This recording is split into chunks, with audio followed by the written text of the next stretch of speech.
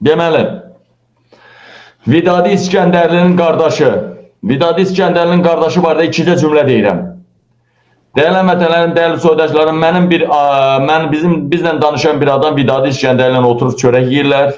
Çörək yeyirlər, bir də görürlər. Çörək yenə Ərəfədə Vidadi İskəndərlinin qardaşı neydi adı? Oktay İskəndərli gəldi.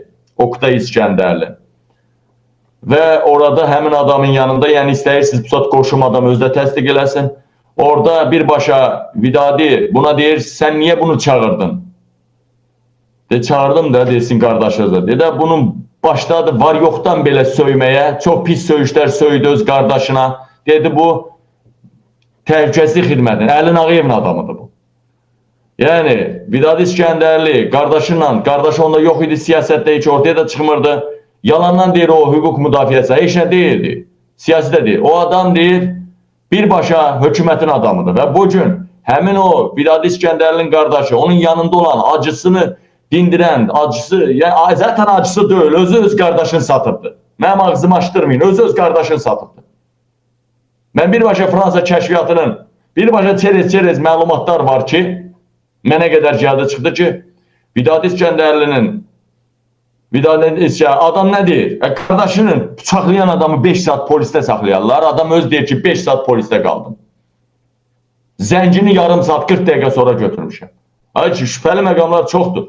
Mənə zaten əvvəldən məlumat gəlmişdi Azərbaycan tərəfindən ki, Vidadi İskəndərlinin öz ailəsi Vidadi İskəndərlini satıbdır. Bu bir. İkinci, burada daha bir dəfə dəyirmana su töydü. Əliyev hökuməti çıxıb Vidadi İskəndərlinin qardaşına biz qənimət Zahid digər siyasi fəallar böyük bir dünyaya səs salan bir dəfn törəni hazırlayırdıq. Dəfn törəni. Amma birbaşa hökumətdən 51 olan Vidadi İskəndərlinin qardaşı sakitcə, urvatsız dəfn elətdirdilər.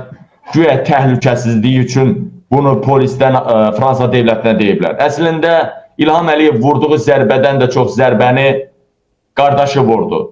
Vidadi İskəndərli sağ olanda qardaşı niyə yox idi ortada? İndi niyə harada xainlər var?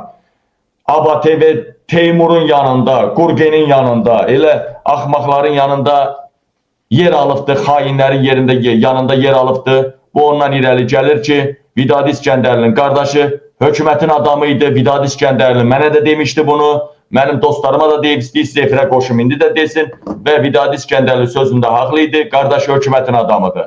ABTV-nin rəhbərinin yanında olan, Qurgenin yanında olan ancaq hökumətin adamı ola bilər. Bu bir, getdik. Deməli, dəyərli həmvətənlərim, dəyərli soydaşlarım, deməli, durun əleyhinə. Burada bir vacib məlumat var, Keçən